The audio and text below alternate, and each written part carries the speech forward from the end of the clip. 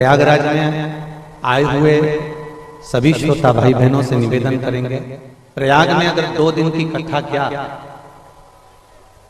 5 minute की भी कथा, 8 मिनट की भी कथा क्या, शिव महापुराण यदि 1 मिनट की भी मिल जाए तो समझ का नारा है सारी समस्या का हल। अब आप ये विचार करिए कि हमको भले 1 मिनट भी अगर मिल जाए प्रयागराज की भूमि पर शिव महापुराण की कथा, तो ये मान लेना कि आपकी पूरी 7 दिन की, 5 दिन की, 9 दिन की, 1 महीने की पूरी शिव पुराण का फल आपको मिल पूरी। अब उसमें आप लोग ये ना सोचिएगा कि बाबा जी आपने 2 दिन की कथा कराई, बाबा जी आपने 3 दिन की कथा कराई, ना, बल्कि बाबा जी को पकड़ के रखना कि हर साल कथा होती है, प्रत्येक वर्ष। और हम तो कहेंगे कि कथाओं में समय का बहुत व्यस्तता रहती है, फिर भी सतवा बाबा का ऐसा प्रेम है महाराज जी का कि वो खींच कर 2 दिन तो ले ही लेते हैं और कथा करवाई लेते हैं। ये उनकी आशीर्वाद है, उनकी कृपा। बाबा देवादिदेव महादेव जी पर विराजमान सभी संत साधु ब्राह्मण बटुक ब्राह्मणों के चरणों को प्रणाम करते हुए कल्पवास कर रहे सभी प्रयागराज के कल्पवासी जितने भी यहाँ निवास कर रहे हैं उनके पवित्र पावन चरणों को नमन करते हैं। जो अतिथिगण आए हैं प्रणाम करते हुए ये पवित्र 2 दिवसीय शिव महापुराण की कथा का लाभ लेने का आप और हमको सौभाग्य मिला है। आप और हम इस अवसर का आनंद लें, अपने जीवन को धन धन। एक जीवन में मानव का शरीर मिलना और मानव शरीर प्राप्त कर कर भगवत के भक्ति तक पहुंचना, यह बहुत कठिन है।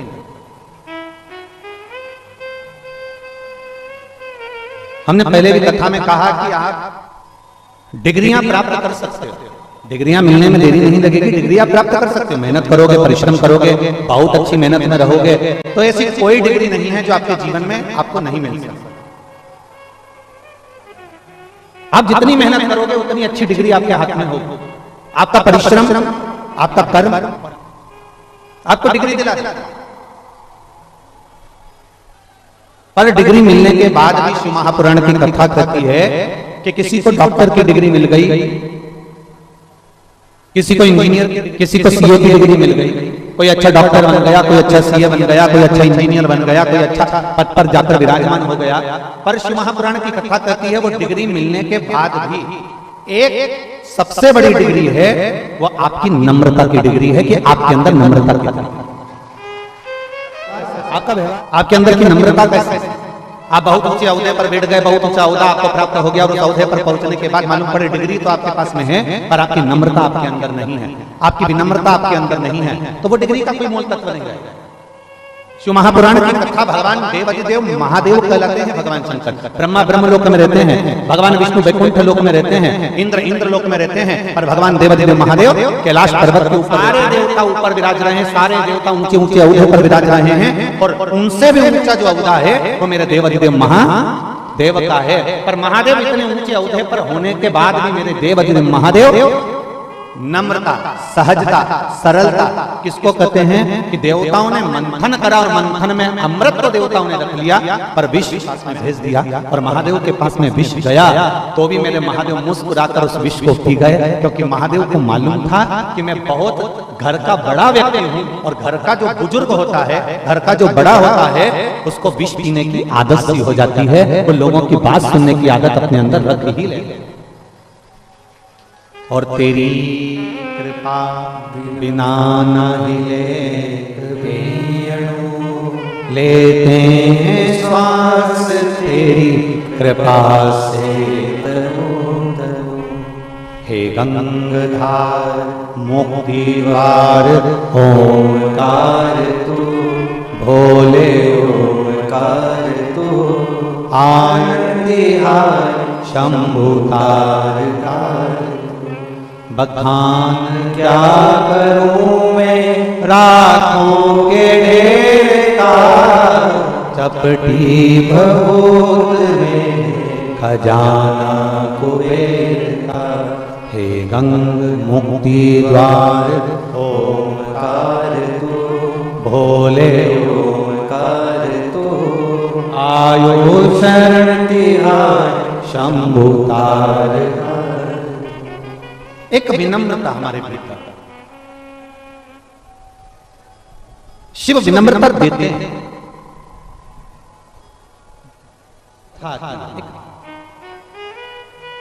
भगवान देवदेव महादेव काशी में नंदनवन में मेरे बाबा माता पार्वती को लेकर भ्रमण कर रहे, मां जगत जननी उनके साथ भ्रमण कर। थोड़ी देर चलते चलते माता पार्वती की दृष्टि एक छोटे से बच्चे पर पड़ जाती है, बहुत छोटा सा बालक, बहुत छोटा सा, और माता पार्वती जी की दृष्टि पड़ी और माता पार्वती जी ने देवादिदेव महादेव से कहा, ये छोटा सा बच्चा अपनी माता पिता के हाथ को छोड़कर ये भटक गया है। तो पार्वती जी ने भगवान देवादिदेव महादेव जी से कहा कि आपका और हमारा फर्ज है कि इस बच्चे का हाथ पकड़कर हम इसके माता पिता के पास तक पहुंचा दें। अगर ये बालक का हाथ पकड़कर हम इसके माता पिता तक पहुंचाएं, ये हमारा फर्ज है। माता पार्वती जी ने जब भगवान देवादिदेव महादेव से कहा, भगवान शिव जी से जब कहा, बाबा देवादिदेव महादेव कुछ देर के लिए मौन हो गए, चुप, एकदम उनके कोई शब्द नहीं निकलते।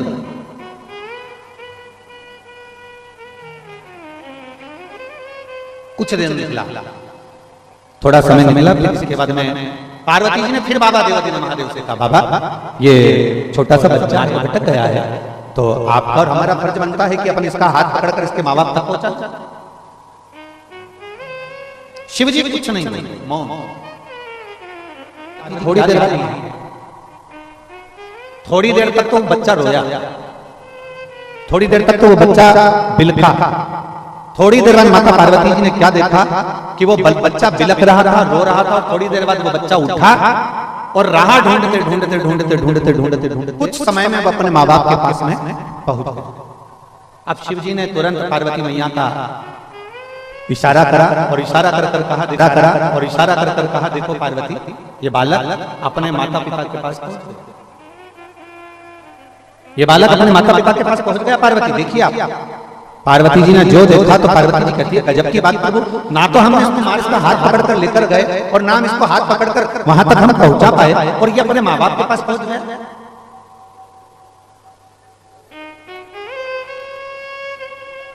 शिव कह रहा है, पार्वती दो चीजें प्रत्येक मनुष्य को जन्म देने से पहले महादेव जी कहते हैं, दो चीजें प्रत्येक मानव की देह में हम डालकर भेजते हैं। दो चीजें महादेव जी कहते हैं हम अपने संसार में जन्म लेने वाले उस मनुष्य के हृदय में, मनुष्य के चित्त में, मनुष्य की वृत्ति में, मानव के जीवन में दो चीजें हम डालकर भेजते हैं। एक अपनी मंजिल तक कैसे पहुंचेगा, ये उसमें हम देकर भेजते हैं, और अपनी भाषा में टैलेंट, एक ऐसा हुनर, ऐसा टैलेंट परमात्मा देकर भेजता है कि आप उस टैलेंट के बल पर, आप अपने हुनर के बल पर, आप अपनी योग्यता के बल पर, आप अपने कर्म के बल पर, आप अपनी विद्वत्ता के बल पर, आप उस मंजिल तक पहुंच सकते हो जहां तक आपको जाना है। और शिव जी कहते हैं, पार्वती दूसरा मानव की देह में भेजकर भेजता हूं भक्ति, कि वो अगर हृदय से भक्ति को धारण करेगा तो मुझ तक पहुंच जाएगा। एक मंजिल तक पहुंचना और एक परमात्मा तक पहुंचना, ये दो चीजें परमात्मा देकर भेजते हैं।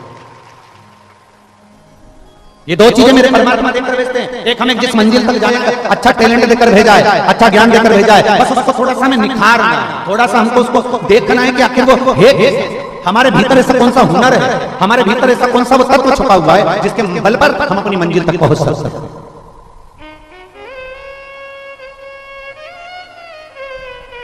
ए मेरी प्रयाग की जीजियों और मेरे प्रयाग के जी जाओ, एक बात बताना, छोड़ी तुम लोगों ने यहाँ से 1-2 किलोमीटर दूर तो छोड़ी होगी ना, जम के तो बोलो जरा, छोड़ी ना, ठीक है।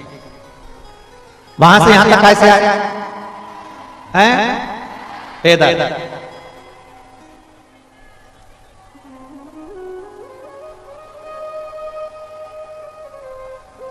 तुम्हें विश्वास था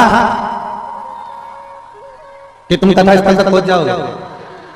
काय पर विश्वास था? अपने कि अपने पांव पर? अपने पैर पर तुम्हें विश्वास था।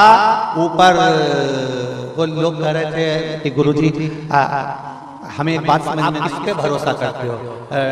डमरू वाले पर विश्वास करते हो कि मुरली वाले पर विश्वास करते हो? आप किस पे विश्वास करते हो? हमने कहा कि ये कथा में आए हैं ना पोटला वाले, ये बैग ले लेके और सिर पे अपना अपना पोटला, बिस्तर, दरी, चादर सब ले लेकर जो आए हैं ना, ये किसी डमरू वाले से और मुरली वाले से कम नहीं है। इनका विश्वास बड़ा बड़ा।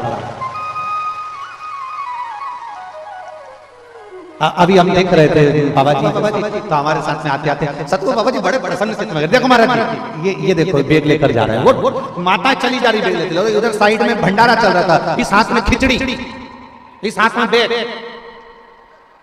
और पीछे छोरा बच्चा, वो मम्मी की साड़ी पकड़ा, आइसक्रीम पीले कलर की।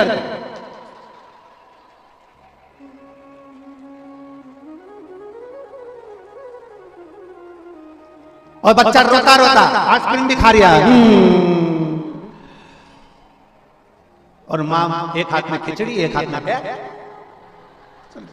चलिए अब वो सतगुरु बाबा जी बड़े खुश होते हुए, महाराज कितना सुंदर दृश्य है कि एक तरफ तो भगवान शिव के प्रति का विश्वास है, एक तरफ तो भगवान शंकर के प्रति इनका भरोसा है, और दूसरी तरफ अपने बच्चे को भी साथ लेकर और हाथ में खिचड़ी और बैग साथ में लेकर भगवान शंकर की ओर बढ़ते चले जा रहे हैं। हमने सतगुरु बाबा जी से कहा कि जितना जितना ये शिव की ओर बढ़ रहे हैं, उतना उतना देवाधिदेव महादेव उनकी ओर बढ़ रहे हैं, शिव की ओर बढ़ रहे हैं। और खाली ना जाता कोई दर से तुम्हारे, खाली ना जाता कोई दर से तुम्हारे, मैं भी खड़ा हूँ बांधे अपने हृदय से, लगा लो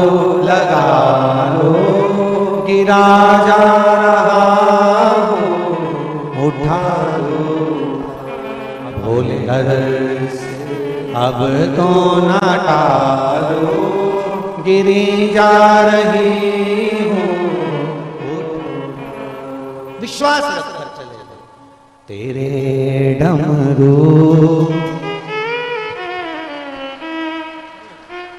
आता है सबको?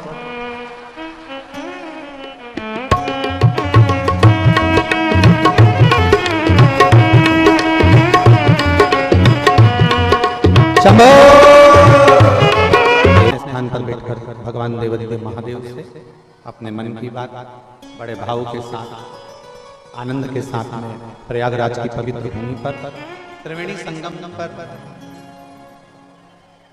बाबा देवाधिदेव महादेव से दिल से अपने मन की बात कहिए। जहां ये तो मां गंगा का पावन तट है, त्रिवेणी का संगम है। कहते हैं किसी देवालय में, शिवालय में जाकर जो आराधना करी जाती है त्रिवेणी संगम पर, एक बार बैठकर जो बाबा से कहा जाता है, बाबा उसको दिल से सुनता है, मनोरथ पूर्ण करता है। तो आप और हम मूल मंत्र का स्मरण करेंगे और बड़े आनंद से बाबा से अपने मन की बात करेंगे। श्री शिवा नमस्तो, श्री शिवाय नमस्तो, श्री शिवाय नमस्तो, श्री शिवाय नमस्तो, श्री शिवाय नमस्तो। भोला सब दुख काटो ओ भोला दुख काटो हारा, शिव शंकर जपो तेरी माला, भोले बाबा जपो माला, भोला सब दुख काटो हारा, ओ भोला सब दुख का वेश है मन मंगलकारी वैश्य मंगलकारी शमशासी हमारा शमशान वासी हमारा ओ भोला सब दुख काटो ओ भोला सब दुख काटो। भगवान शिव की कथा का एक देवराज नाम का ब्राह्मण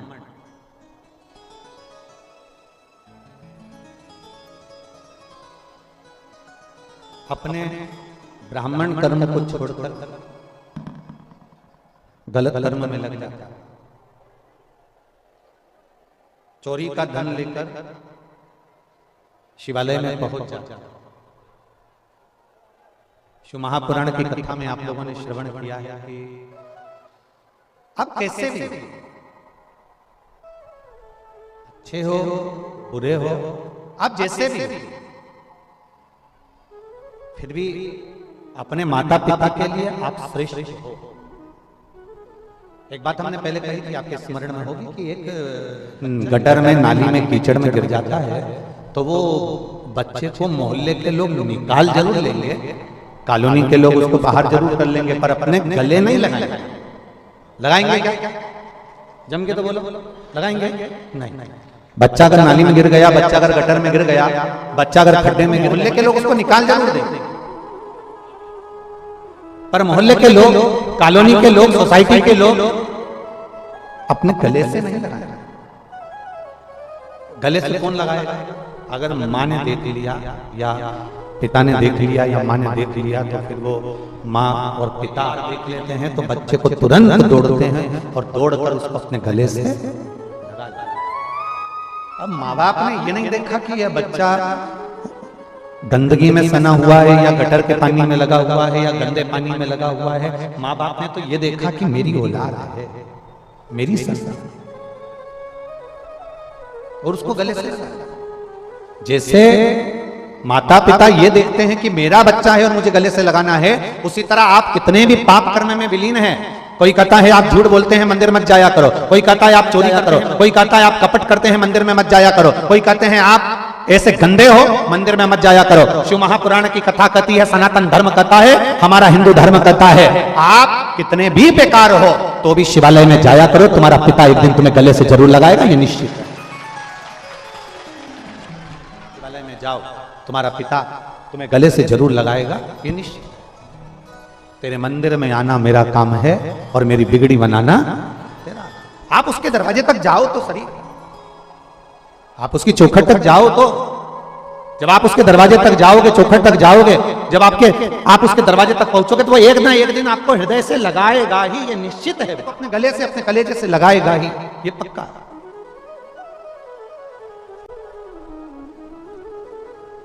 और शंभु शरणे पड़े मांगू घड़ी दुख काटो, दया करीने दर्शन आपको। शंभु शरण पड़े मांगू घड़ी रे घड़ी दुख काटो, दया करी शरण। आप जाओगे तो शरण मिलेगा। देवराज को देखो, चोरी का धन हाथ में, और चोरी का धन लेकर, चोरी के धन को लेकर वो शिवालय में पहुंच जाता। आप कैसे भी जाओ, उसके करीब में पहुंचो तो, आप उसके नजदीक में जाओ तो। चोरी का धन लेकर देवराज पहुंच गया भगवान शंकर के शिवालय में, क्योंकि उसके शरीर में ताप पड़ रहा है, उसके शरीर में कष्ट पड़ रहा है, उसके शरीर में तकलीफ हो रही है, उसके शरीर में कष्ट हो रहा। और जब वो शरीर में तकलीफ हो रही है तो बुखार आने पर, ताप पड़ने पर वो शिवालय के अंदर प्रवेश कर गया। भजन नहीं सुहा रहा, शिव महापुराण की कथा वहां चल रही थी, कोई विद्वान संत वहां कथा का वाचन कर रहे थे।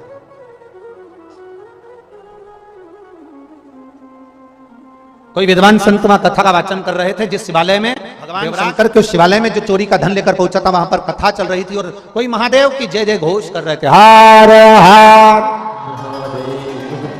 अब जैसे जैसे महादेव का जय घोष होता तो देवराज को बड़ा गुस्सा आता, देवराज को बड़ा क्रोध कि बताओ मेरे शरीर में ताप पड़ रहा है, मेरे शरीर में कष्ट पड़ रहा है, मेरे शरीर में तकलीफ हो रही है और ये हर हर, इसको तो समझ में ही नहीं आ रही।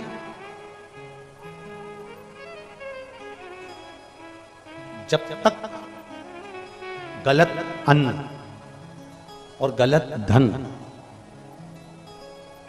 तीन चीजें हैं, बहुत सावधानी, गलत अन्न, गलत धन और गलत नारी का संग जिस व्यक्ति के साथ होता है उसको कभी सत्संग, भजन, कीर्तन, तीर्थ, संत, साधु या भगवान का नाम उसको सुहाता ही नहीं। कौन कौन? पहला गलत अन्न, गलत धन और गलत नारी का संग। आपको भगवान, अगर आप गलत अन्न ग्रहण कर रहे हैं तो भगवान की शरणागति आपको ठीक नहीं लगेगी। आप सियोर वाला महाराज कितना भी बोल ले, सन्यासी, तपस्वी, साधक, उपासक कितना भी वर्णन कर दें, ब्राह्मण जन कितना भी वर्णन कर दें, आपको संत की वाणी, गुरु की वाणी अच्छी नहीं लगेगी।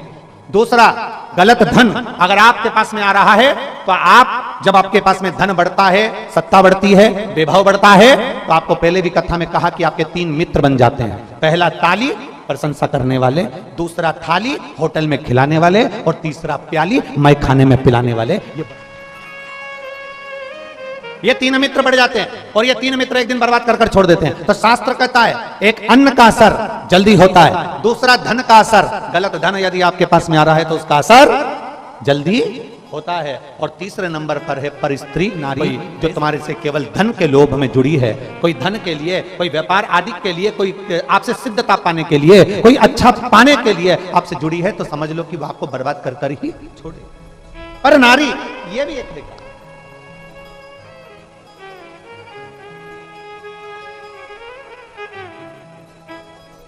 कई लोगों को राम मंदिर में, अयोध्या में राम जी विराजमान हुए,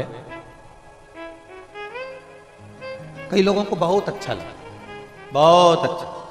लोगों ने खूब जय घोष लगाई, खूब जय नारा लगाया, जय जय श्री राम, खूब चिल्ला। पूरे भारत में और पूरे विश्व में राम जी के अयोध्या में बैठने की जय जय घोष हुई। माननीय प्रधानमंत्री मोदी जी ने, माननीय उत्तर प्रदेश सरकार के मुख्यमंत्री माननीय योगी जी ने, और सारे साधु, सन्यासी, तपस्वी, साधक, उपासक, संतों ने भगवान राम जी महाराज को वहां पर विराजमान किया। कईयों को अच्छा लगा, बहुत अच्छा। पर कई ऐसे भी थे जिनको अवध में राम जी बैठ रहे होंगे तो सुहा नहीं रहा होगा, रात की नींद गायब हो गई। कई ऐसे, शास्त्र कहता है तीन चीजें जिसके पास में व्यर्थ की आ गई है, समझ लेना उसको सत्संग नहीं सुहारा, उसको राम नहीं सुहारा, उसको कृष्ण नहीं सुहारा, उसको शिव नहीं सुहारा, उसको भगवान का भजन नहीं सुहारा, उसको स्मरण नहीं सुहारा। आप घर से चले, सामान लेकर, कल्पवास का सामान लिया, लकड़ी ली, संविदा ली, अनाज लिया, अन्न लिया, टेंट लिया, सारा सामान लेकर आप प्रयागराज की पवित्र धरा पर पहुंच गए। और प्रयागराज की पवित्र धरा पर पहुंच गए, मालूम पड़े उस कल्पवास के अंतर्गत आप तो भगवान का भजन कर रहे हो, आप राम नाम जप रहे हो, आप कृष्ण नाम जप रहे हो, आप गंगा का स्नान कर रहे हो, त्रिवेणी संगम में जा रहे हो, दीपदान कर रहे हो, भगवान की विरल भक्ति को धारण कर रहे हो। एक महीने के लिए आप भगवान का भजन कर, एक महीने के लिए आप प्रयागराज की पवित्र भूमि पर विराजमान हो, शिव नाम, राम नाम, कृष्ण नाम आप जप रहे हो। पर एक महीने के अंदर, एक दिन, 2 दिन, 3 दिन, हमारी वाणी का आपको थोड़ा बुरा लग सकता है, जितने लोग यहाँ बैठे हैं, हो सकता है बुरा, आप टेंशन मत लेना, लग जाए तो अगली बार मत भुलाना, उसमें कोई चिंता का विषय नहीं। एक महीने के लिए हम कल्पवास करने के लिए आए, एक महीने हम यहाँ रहने के लिए आए, एक महीने के लिए त्रिवेणी संगम पर आए, एक महीने के लिए अन्न का सामग्री। शंभु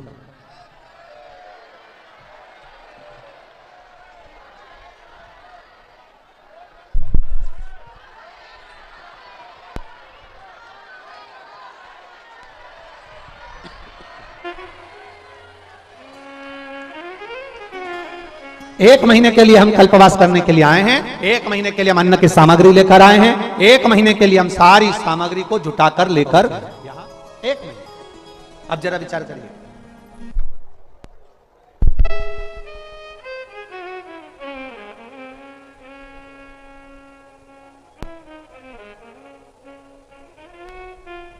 एक महीने की पूरी सामग्री,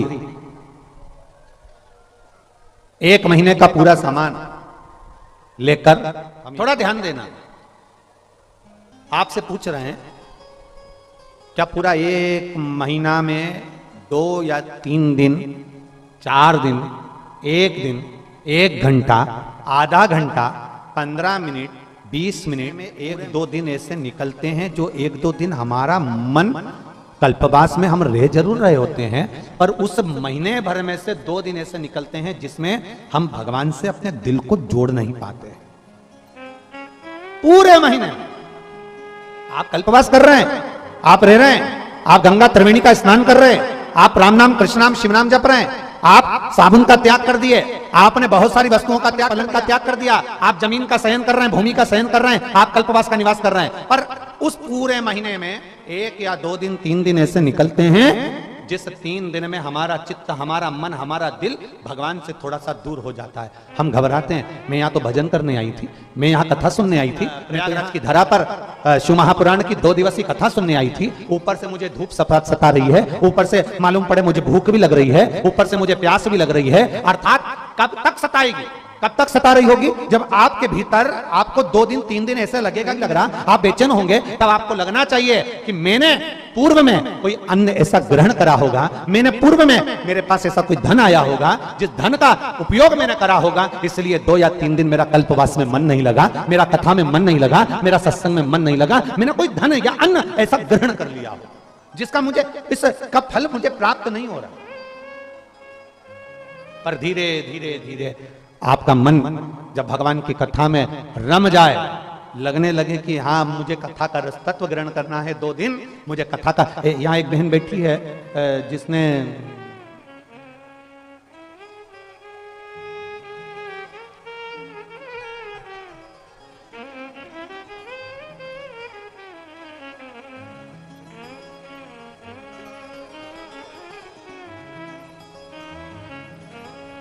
जिसने केवल 1 दिन की कथा सुनी थी।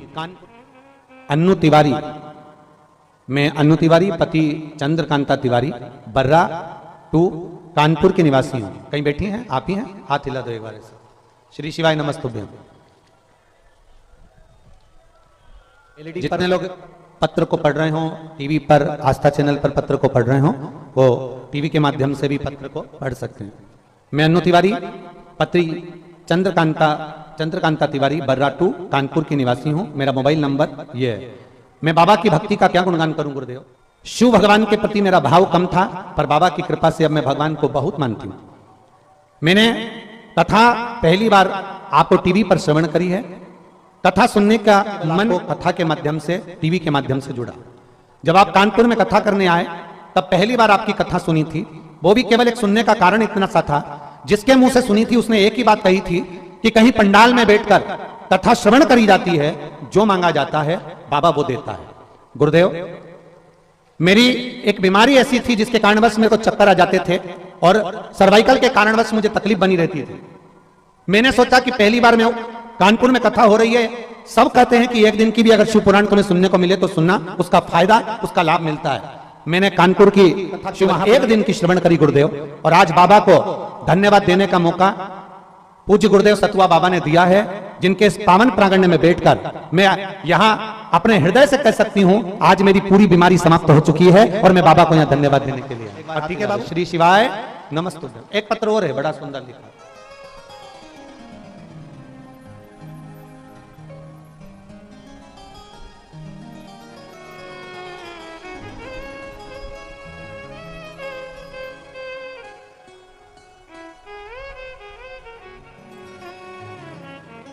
मेरा नाम ज्योति उमर वैश्य, पिता स्वर्गीय पवन कुमार उमर वैश्य, माँ फूलकली उमर वैश्य, उम्र है 23 साल। हो तो हाथ हिला सकती हैं। आप ही हैं बेटा? श्री शिवाय नमस्तुभ्यं। आपने इसमें एक बेलपत्र मांगा है, पर बेलपत्र यहाँ है क्या बाबू? आजा आजा, ले जा एक बेलपत्र, जा।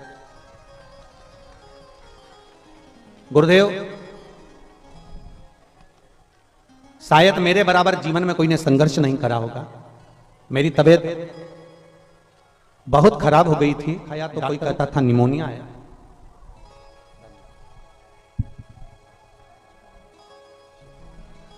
कोई कहता था निमोनिया है, कोई कहता था टीबी। बीमारी का पता नहीं पड़ा। तब लखनऊ के हॉस्पिटलों में दिखाया, अल्ट्रासाउंड कराया तो मालूम पड़ा कि मेरे चेस्ट में दाईं तरफ उस गठान का मालूम पड़ा, तो उस गठान के फेफड़े में पानी भर चुका था और वहां एक गठान थी। गठान का मालूम पड़ता हमारा इलाज चालू हुआ, और वो गठान साधारण नहीं है, कैंसर की गठान है। गुरुदेव, कैंसर जैसी बड़ी बीमारी की गठान सुनकर आंखों से आंसू बह गया।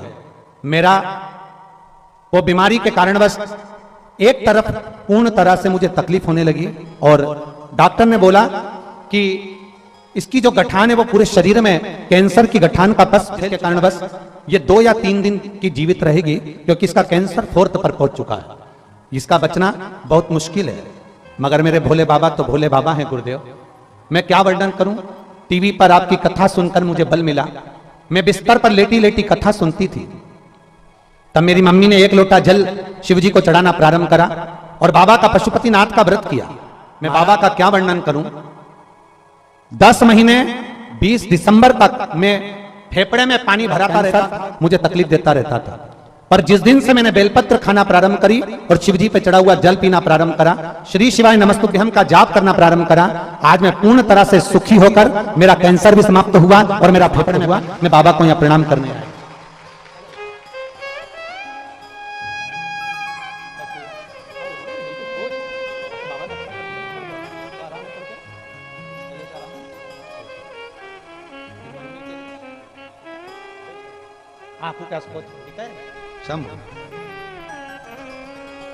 और तेरी कृपा बिना न हिले एक भी अणु, लेते हैं श्वास कृपा से करो करो। हे गंगाधार मुक्ति द्वार ओमकार तू, बोले ओमकार तू, आयो शरण तिहार शंभु। आप कैसे भी हो, कैसे? देवराज चोरी कर दिया, चोरी का धन लेकर शिव जी के मंदिर में पहुंच गया, चोरी का धन लेकर भगवान शंकर के मंदिर में पहुंचा। और जब चोरी का धन लेकर भगवान शंकर के मंदिर में पहुंचा, तो अभी कथा में कहा कि एक अन्न, एक धन और एक पराई नारी बर्बाद कर देती, बेकार। चोरी का धन था, शिवालय में पहुंच गया। कोई हर हर महादेव कहता तो इसको गुस्सा आ जाता, कोई भगवान शिव का नाम लेता तो इसको क्रोध आ जाता। कई लोग ऐसे जिनसे जय श्री राम कर लो तो भी उनको ऐसा लगता है कि ये दूसरी पार्टी के हैं।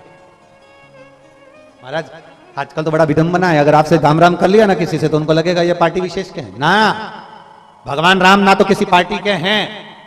भगवान राम तो जब हम पैदा हुए, हमारी श्वास सनातन धर्म मृत्यु लोक में जन्म लेता है, उसकी श्वास में जितनी शरीर में श्वासें प्रतिदिन निकल रही होती है, उस श्वास में राम पहले से ही समाहित होता है। इसलिए जीव हमेशा जय जय श्री राम कहता रहता है। उसमें हमें यह नहीं सोचना कि कोई पार्टी विशेष का नाम है ना, भगवान का नाम लेने में हमें पीछे नहीं हटना। देवराज, जैसे ही शंकर जी का नाम निकलता, देवराज को क्रोध आता, थोड़ा क्रोध में अपने आप को मारने का प्रयास करता। चोरी का धन लिया, उठाया और चोरी का धन लेकर बाहर चले गया कि अब मुझे यहां आवाज नहीं आई, अब मुझे यहां आवाज नहीं आई। और चोरी का धन लेकर बाहर गया, फिर आवाज उसके कानों में पड़ने लगी, हर हर महा। जैसे ही वापिस आवाज आई, जैसी आवाज है, फिर आवाज आते से देवराज अब मंदिर के प्रांगण से भी बाहर चले गए, बहुत दूर, जहां तक आवाज ना पहुंचे। कोई आवाज आए ही ना। शिव महापुराण की कथा एक बहुत सुंदर बात कहती है महाराज कि जीवन में अगर मौका मिल जाए और तुम्हें कोई सूचना मिल जाए कि शिव महापुराण की कथा हो रही है या भगवान शंकर का अभिषेक हो रहा है या भगवान शंकर का नजदीक में मंदिर बन रहा है या भगवान शंकर का शिवलिंग है जो यहाँ विराजमान है, अगर आपको सूचना मिले तो हम तो कहते हैं प्रयास करना, प्रथम प्रयास करना कि अगर नजदीक में शिव महापुराण की कथा हो रही हो तो सबसे पहला प्रयास करना अपने घर वालों को धन्यवाद देकर कथा के पंडाल में जाकर 1 मिनट की कथा सुनना पर कथा के पंडाल में पहुंचना। जाइए। अब कोई कहे कि महाराज जी कथा में बैठने से क्या मिल जाएगा, क्या धन मिलेगा, सत्ता मिलेगी, समय मिलेगा, हमारे को बहुत प्रमोशन मिल जाएगा या हमारे को बहुत सारा धन वैभव मिल जाएगा। शिव महापुराण की कथा कहती है तुम्हारा ना तो हम प्रमोशन की बात करेंगे, ना हम ये कहेंगे कि तुम्हें करोड़ों का धन मिलेगा, ना हम कहेंगे कि तुम्हारे को कुछ मिलेगा, पर इतना जरूर है अंतिम समय में जब प्राण छूट रहे हो, कोई ऐसी घटना घट गई हो और प्राण छूट रहे हो और अंतिम समय में जब पड़े हो आईसीयू वेंटिलेटर पर पड़े हो गए, जैसे उस बेटी ने पत्र में लिखा कि मेरा तो सब कुछ चले गया था और सब समाप्त हो गया था पर मेरा विश्वास शिव ने जीवित रखा, शंकर ने जीवित रखा। मान लो कोई साथ नहीं है, धन वैभव सत्ता, अकेले आईसीयू में पड़े हुए हो, वेंटिलेटर पर पड़े हो, तब तुमको जब अकेले पड़े हुए हो और अंतिम सांसें चल रही हो और तुमसे कोई केले गुलाब जामुन खा, अरे बोलो तो प्रयाग वाली जीजियो गुलाब जामुन अच्छी लगेगी, जम के बोलो जरा, इधर वाले भी लगेगी अच्छी। अब तुमसे कोई कहे ले पालक पनीर की सब्जी खा लो, अब मर रहे हो, प्राण छूट रहे हैं, अच्छी लगेगी? नहीं। कोई तुमसे कहे देखो तुम्हारी मैसेज भेजा है, कितना अच्छा मैसेज है, पढ़ तो लो, अच्छा लगेगा? कोई तुमसे कह दे मैं सामने टीवी चला देती हूं, कोई नाटक कोई सीरियल देख लो, मर रहे हो, प्राण छूट रहा है, अंतिम क्षण, वेंटिलेटर पर पड़े, आईसीयू में पड़े हो, आखिरी श्वास चल रही है, और कोई तुमसे कहे मैं टीवी चला देती हूं, लो नाटक देख लो, सीरियल देख लो, अच्छा लगेगा? नहीं। उस समय पर ना लड्डू, ना पेड़ा, ना गुलाब जामुन, ना इमरती, ना भजिया, ना पकोड़ा, ना दही बड़ा, कुछ भी अच्छा नहीं लगेगा। और लोग भगवान से प्रार्थना करेंगे तो केवल एक प्रार्थना करेंगे, भगवान ऐसी कृपा कर दो इनकी थोड़ी सी उम्र बढ़ा दो। करेंगे कि नहीं करेंगे? केवल उम्र बढ़ा दो। अब भगवान क्या कहेंगे? तुमने अगर मेरी कथा को समय दिया होता, 3 घंटा मेरी कथा को दिया है और 2 दिन का मिला लो तो कितने घंटे हो गए? अब ये 6 घंटे तो हमारी भाषा में देखा जाए तो आधा घंटा तो आशीष ले जाए, बचा कितना? नहीं, दोनों का मिला के 2 दिन का 5 घंटा। अब 5 घंटे में से हम कह रहे हैं ये 5 घंटा है, पर इसके अलावा का समय निकालिए। 1 बजे कथा, आप यहां पंडाल में कितने बजे आ गए? रात भर से है? पूरी रात से? गजब है री, पक्का है? तो कुछ खाया पिया कि नहीं?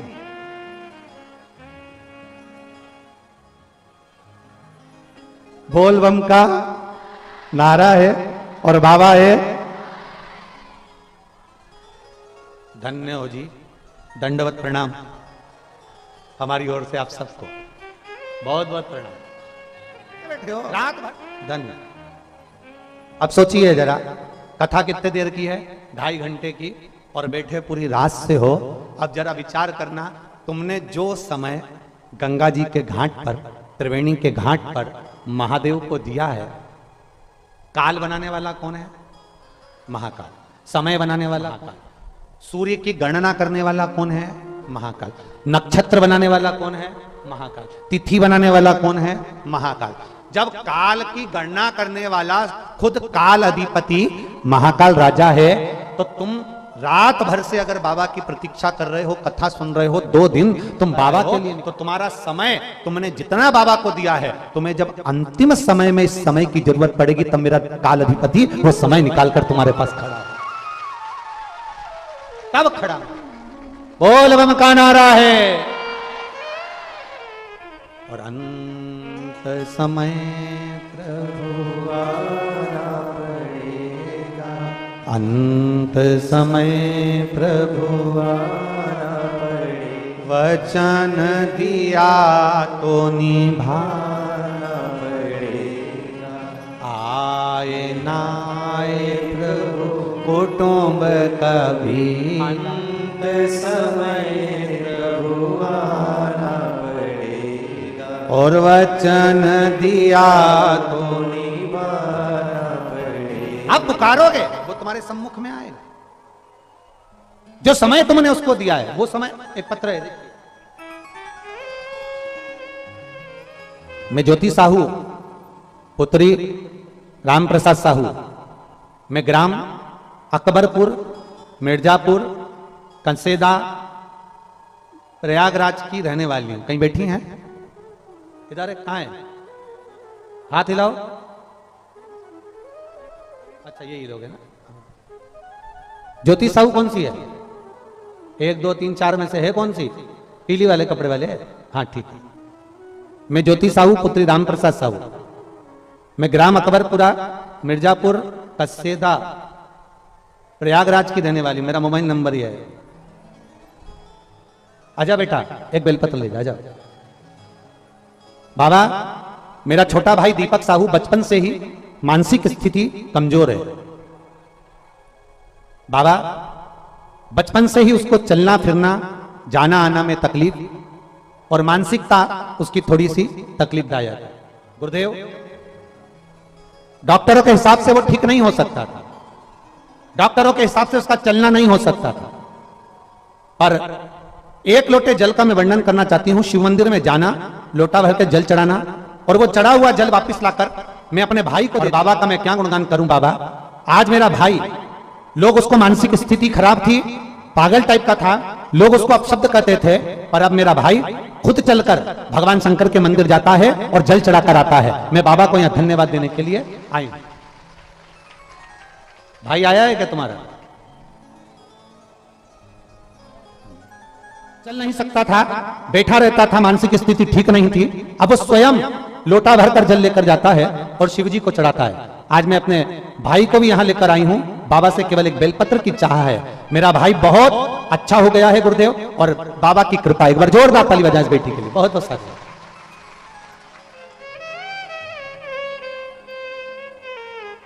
शंभो शरण मां घड़ी रे घड़ी दुख काटो, दया करी दर्शन शंभो शरण मां घड़ी रे काटो, दया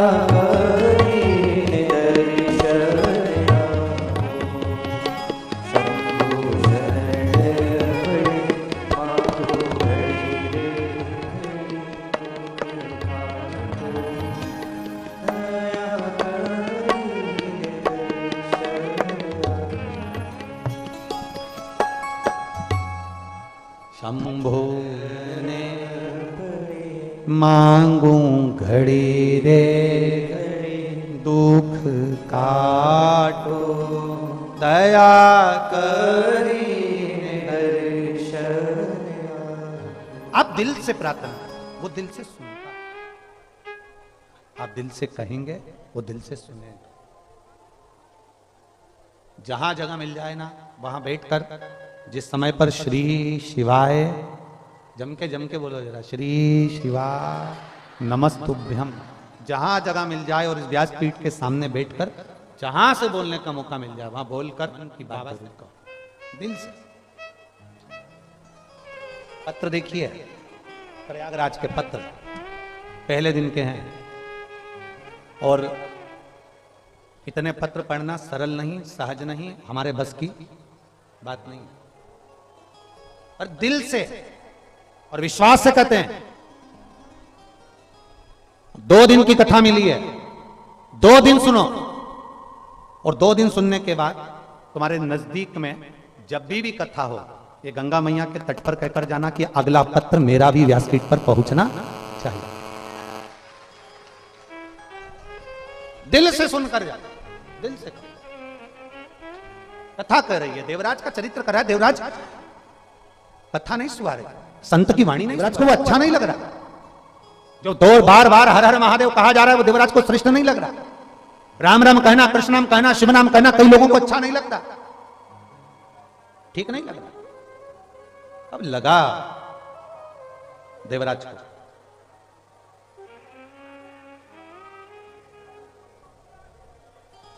लगा, छोड़ा मंदिर का प्रांगण, मंदिर छोड़कर, देवालय छोड़कर, शिवालय छोड़कर देवराज मंदिर से बाहर निकल गए। और मंदिर से बाहर निकले तो एक बेलपत्री का वृक्ष था, जिस वृक्ष के नीचे देवराज बैठ गया। शरीर में ताप पड़ रहा था, बुखार आ रहा था। कोई पूर्व की पुण्याई, कोई पूर्व की पुण्य, नसीहत और बसीयत दो चीजें हैं। दुनिया के लोगों को बसीयत तो अच्छी लगती है पर नसीहत अच्छी नहीं लगती। और शिव महापुराण की कथा कहती है कोई पूर्व की पुण्य, हमारे पूर्व का किया हुआ कोई अच्छा कर्म, हमारे माता पिता का कोई अच्छा किया हुआ कर्म। हम पहले भी कथा में कहे जैसे गुल्लक बच्चा भरता है और गुल्लक भरने के बाद फोड़ता है तो कोई बड़ा सा गिफ्ट लेकर आता है। जब हमारे पुण्य की गुल्लक भराती है, हमारा पुण्य जब एकत्रित होता है, 21,600 श्वास मनुष्य के शरीर से प्रतिदिन निकल रही है, 3.5 करोड़ रोम छिद्र ये मनुष्य के शरीर पर हैं। 600 श्वास में से ना जाने कितनी श्वास व्यर्थ जा रही है और ना जाने कितनी श्वास परमात्मा के भजन में आ रही है। जब वो परमात्मा के भजन में जो श्वास जा रही है, वो श्वास जब भराती है, जब हमारे माता पिता के पुण्य की गुल्लक भराती है, हमारे पूर्वजों के पुण्य की गुल्लक भराती है, तब जाकर कभी जिंदगी में एक बार शिव महापुराण की कथा में पहुंचने का मौका मिलता। हमारे पुण्य की गुल्लक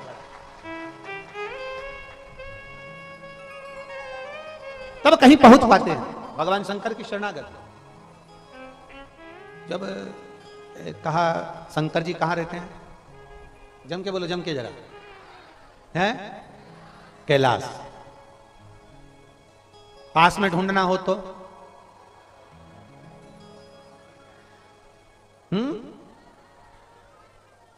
शमशान में, बहुत जोरदार, सही है। आधे से ज्यादा कथाकार तो यही है, बहुत जोरदार बोले हो।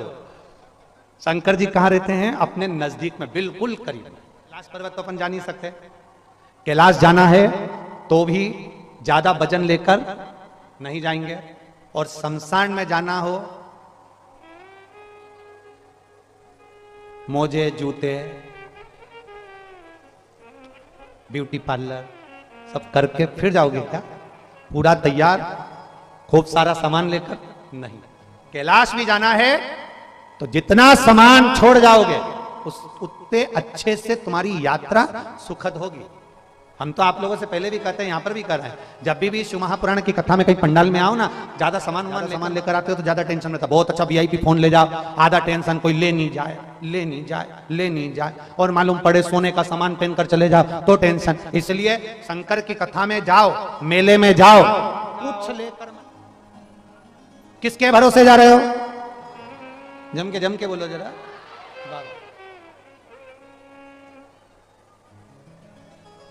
बहुत बोल्ड आवाज है तुम्हारी, गजब। हम तो बाबा के